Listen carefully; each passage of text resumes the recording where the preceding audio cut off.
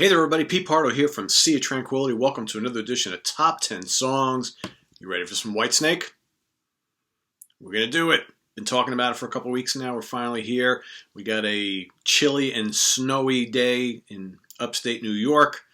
Been doing it since early this morning. It's supposed to go all through the day and into the night, so we'll see how much we get buried in here. I'm okay with it. Bring it on. In the meantime, let's talk Whitesnake, all right? Top 10 songs. I'm going to give you my favorite 10 tracks from the mighty Whitesnake, my third favorite band of all time.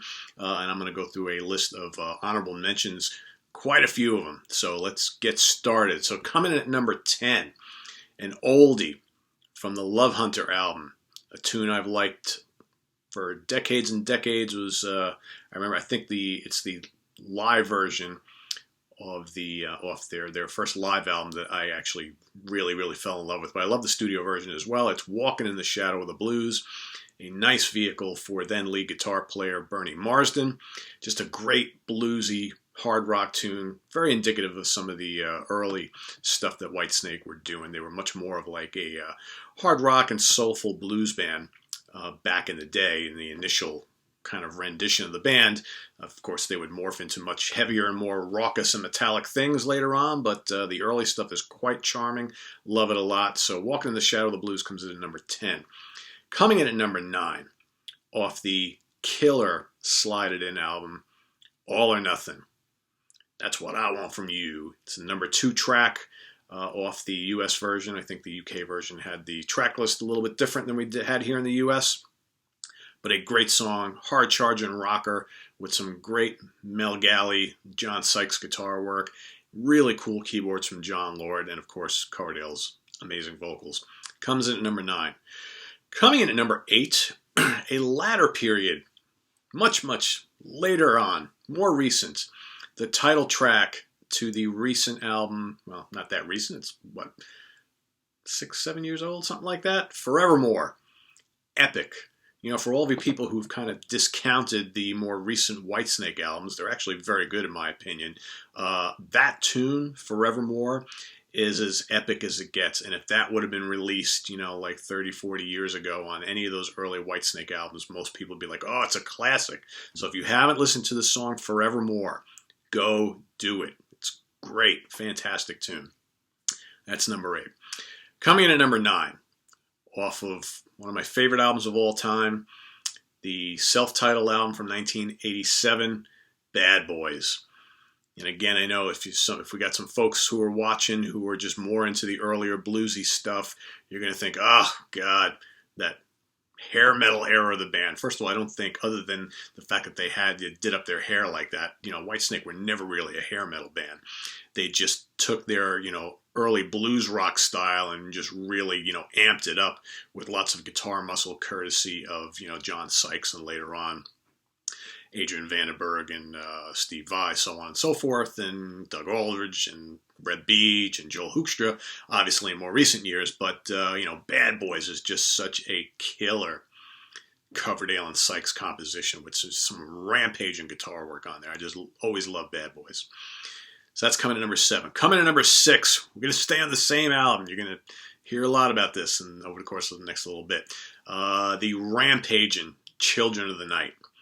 Arguably one of Whitesnake's heaviest tunes, also from that Whitesnake album from 1987. Again, another great vehicle for John Sykes. I just think him and Coverdale were a perfect match, and it's just a shame they didn't do more together, right? So that's coming at number 6. Coming in at number 5, the anthem from Slide It In, Love Ain't No Stranger. Always dug that. Love seeing them play that live. It's still great to this day. The hooks are there. It's a nice hard rocker. Just a great all-around tune from an album that I love. I love Slide It In. Coming in at number 4. Let's go way back again to the Come and Get It album. Don't Break My Heart Again. Like You Did Before. Another great bluesy hard rocker from the band. And just a fantastic album. So that's that. John Lord, I believe, is on keyboards on that. If I'm not mistaken, Ian Pace is still in the band at that point. You got Neil Murray on bass, Mickey Moody and Bernie Marsden and Coverdale. What a great lineup that was. And I always loved Don't Break My Heart Again. I wish they would still play that live. I know they were playing that live about 10 years ago. They would bust that out every so often. In fact, it's on that live album they did in like, oh, geez, what was it, 2007, 8, 9, something like that. Great, great tune. Love it, love it, love it. Coming in at number 3. We're at my top 3 already. Off of Slide It In once again. Slow and Easy. How cool is that tune? You know, so I remember when that first came out, we were like, holy crap, Cozy Powell's thunderous drums, right? The great riffing from Mel Galley and John Sykes. And actually, the tune is actually written by Mickey Moody. But of course, he, left the band before the album even got released. And at least here in the U.S. anyway, what they did is they took out a lot of, some of Mickey Moody's parts, and they had Sykes come in and overdub some little fills and stuff like that, and extra rhythm guitar to beef things up a bit. But I always loved the kind of Zeppelin-y vibe of Slow and Easy. Just such a great tune. And again, Cozy Powell, amazing on this album. All right, my number 1 and my number 2 are both from the same album. We're going to go back to the Whitesnake album from 1987 again. The mighty Crying in the Rain, which of course was originally recorded earlier in their career, one of their earlier albums, but I like, and that's a fine version too, the original, but I like their kind of reimagining of it on the Whitesnake album in 87. It's a complete vehicle for Sykes. I mean, Sykes basically announcing his arrival in a big way with some massive guitar riffing and that just wild, lengthy guitar solo that's just incredible. Again, go on and on about how great John Sykes is and how he probably should have been one of the, greatest guitar players of the last 30 plus years, but because he's decided to do basically nothing for the last 20 years, it's like he's been forgotten by a lot of people. But the news is now he's got a new solo album coming out. He's going to do a tour of the U.S. I hope this all happens, because it seems like we've been down this road before with him, but I hope it happens because he's a great player and I love him. But anyway, Crying in the Rain, just an amazing song, so heavy, just so awesome. Coverdale, Scream into the Heavens, great tune. Coming in at number 1. My number 1 was always going to be my number 1. I know you've heard me say that before, but this has been my favorite Whitesnake song since almost the day that this album came out. I just love it. It's one of my favorite songs of all time. Definitely could be my number 1. Definitely 2 or 3. It's in the top 3. Has been since the day this album came out, which is now almost 32 years ago. Still of the Night, off the self-titled album. I just love it to death. I love the riff. I love the vocals. I love that kind of atmospheric, kind of spooky middle solo, and then the cool, guitar solo, and that's just amazing stuff. Great, great song. Love the arrangement. I've heard it a million times. Every time I listen to it, I still get chills going up and down my spine. That's when you know a song is really connected with you. So, Still of the Night, my favorite Whitesnake song of all time. That's my top 10. Okay, your top 10 I'm sure is going to differ, and that's cool if it does. Nobody's right or wrong here, so let's hear your top 10 in the comments and feedback below. Be interesting to see what some other people come up with, all right? But I got a lot of honorable mentions, so let's get down to it, right?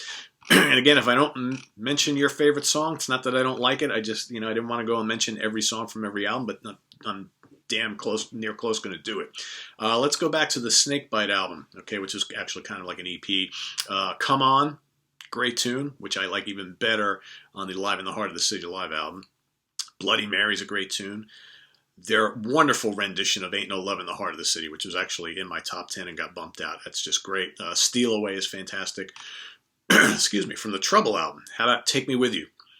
Lie Down. Nighthawk, Vampire Blues. I loved the Nighthawk song. Another song that was in my early top 10 and got bumped. That's just such a great tune. The Time Is Right for Love. Trouble, title track.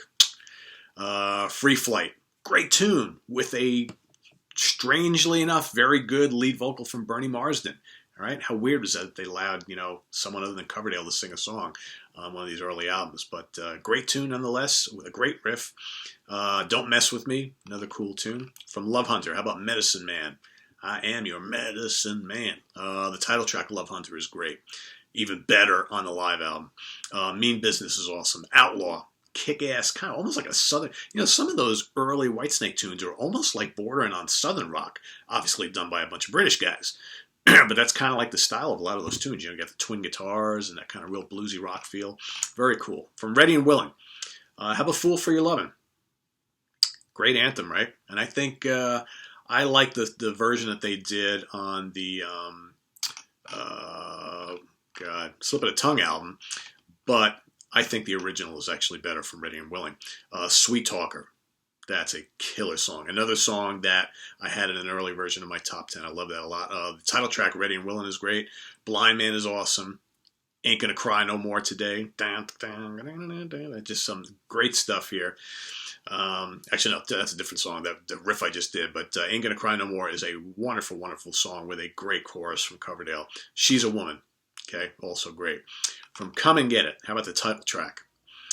Hot Stuff. Actually, that riff I just did before was Take Me With You. Great song. Hot Stuff. Lonely Days, Lonely Nights from Come and Get It. Wine, Women, and Song. Kind of playful bluesy rocker there. Child of Babylon. Oh, what a great song. Would I Lie to You? The Incredible Girl. Not The Incredible Girl, the incredible song, Girl. Hit and Run. Great, great riffs in that tune. Till the Day I Die. Another fantastic song. From Saints and Sinners, Young Blood, Victim of Love, Dancing Girls, and title track Saints and Sinners. From Slide It In, how about the title track? Phenomenal. The Gambler. The Gambler also wanted to burst its way into my top 10. And I was like, man, I just can't fit everything on here, right? Because Slide It In is just such a great album. Spit It Out, another snarling rocker with some cool added fills from Sykes for the U.S. version that I dig a lot. Give Me More Time and Standing in the Shadow. From the self-titled 87 album, how about Here I Go Again? I like the later version. The early version is good too, but I like the version on this album. Give Me All Your Love, great tune. Don't Turn Away, love that. And how about Looking for Love, which was on the UK version of the album?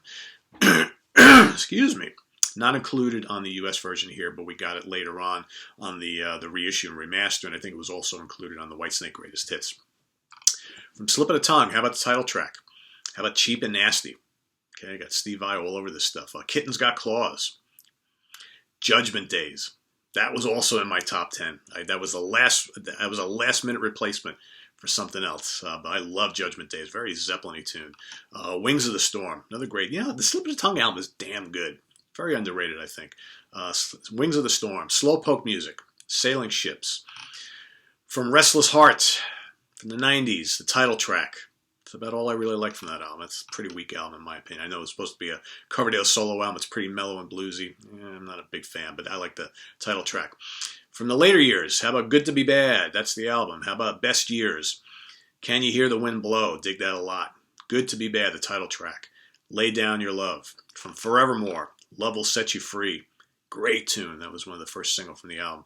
Steal Your Heart Away, another really cool heavy rocker. All Out of Luck. I Need You, Shine a Light. Great, catchy, rootsy rocker there. There's some really catchy stuff on these more recent Whitesnake albums. Dogs in the Street, snarling blues rocker. And how about the kind of acoustic anthem, Fare Thee Well? Great, great tune. And then they did a couple on the Live in the Shadow of the Blues live album, which I talked about before. That was the first album they had done in a while that had any new tracks. It had 4 studio tracks at the end of it. Very good live album, by the way. And I really like the tune Dog. Good, heavy rocker, which has got plenty of Doug Aldridge and Reb Beach guitar work on it. So that's my honorable mentions. I know quite a lot of them. So let's recap my top 10. Why don't we? So it's coming in at number 1, Still of the Night. Number 2, Crying in the Rain. Number 3, Slow and Easy. Number 4, Don't Break My Heart Again. Number 5, Love Ain't No Stranger. Number 6, Children of the Night. Number 7, Bad Boys. Number 8, Forevermore. Number 9, All or Nothing. And number 10, Walking in the Shadow of the Blues. So a couple older tunes, a few from the mid 80s, but I love all Whitesnake. I am a huge fan. So, but I'm pretty content with my top 10. A couple might, I could probably, like I said, if you were to ask me a couple weeks from now, I might change up a couple of them, but the top of the list is pretty cemented in there. Like, I thought before we went on air, I was looking at this list. I said, man, I could substitute All or Nothing for Gambler, or whatever. But other than that, I'm pretty happy with this list. So that's my top 10 and my honorable mentions for Whitesnake, David Coverdale and company. So again, I'd love to hear your favorites. We apparently got a new Whitesnake CD coming out relatively soon. They just released a snippet of one of the tunes, today or yesterday, something like that on the internet. I think the full video of the tune is coming. I wasn't nuts about what I heard. It sounded kind of generic to me, but I'm sure it was like 20 seconds worth, so you really can't judge anything by that. So I'm waiting to hear more of it, but I'm just looking forward to getting the new Frontiers Records album and checking it out in full. It'd be nice to hear Reb and Joel playing together on all new original material. I know we heard them on the Purple album, which was very cool, doing a bunch of old Deep Purple classics, but I want to hear them together doing brand new material. So looking forward to it. So anyway, guys, that's it for now. Visit us on the web at www.seatranquility.org. We're on Facebook. We're on Twitter. Of course, we're here on the mighty YouTube often. Hopefully you guys had a chance to check me out on ex-Megadeth guitar player Jeff Young's Music Without Boundaries radio show last night. It was a lot of fun. Very, very cool. If you go over to the Music Without Boundaries radio show website, the entire 4-hour show has been archived. It's all broken down into like chapters and sections, so you can skip around and listen to some of the songs that were played, listen to Jeff and I talking shop and music and all sorts of stuff. We talked about Thin Lizzy and Deep Purple and Europe and UFO and Tori Amos and PJ Harvey and Sabotage and Megadeth and who else? Frank Gambale and Larry Coryell's 11th House and Steve Harris. We talked all sorts of stuff. It was loads of fun. So I'm actually also going to put the URL directly to the show so you can go check it out yourself. But he's going to have me back at some point. It was a lot of fun. I'm be happy to do that. So check that out. Also, upcoming shows here. We've got a couple really cool top 10 songs coming up with special guests. This Saturday, Mike Antonelli's coming back, and we're going to talk top 10 songs of Frank Zappa, because you guys have asked for it numerous times. And then early next week, I believe on Monday we're shooting this, Dan Brown from The Warehouse is coming back on again, and we're going to do a top 10 songs from the James Gang. So look forward to that as well, and maybe I could squeak out one other. I know I got a couple others that I'm brewing that I'll do on my own. So we'll see how it goes, and hopefully if we can squeeze it in, we'll do a questions and answers show this weekend as well. So a lot of stuff. Will Mr. Pardo have the time to do it all? That is the $1 million question. So till then, guys, we'll see you. Take care. Bye.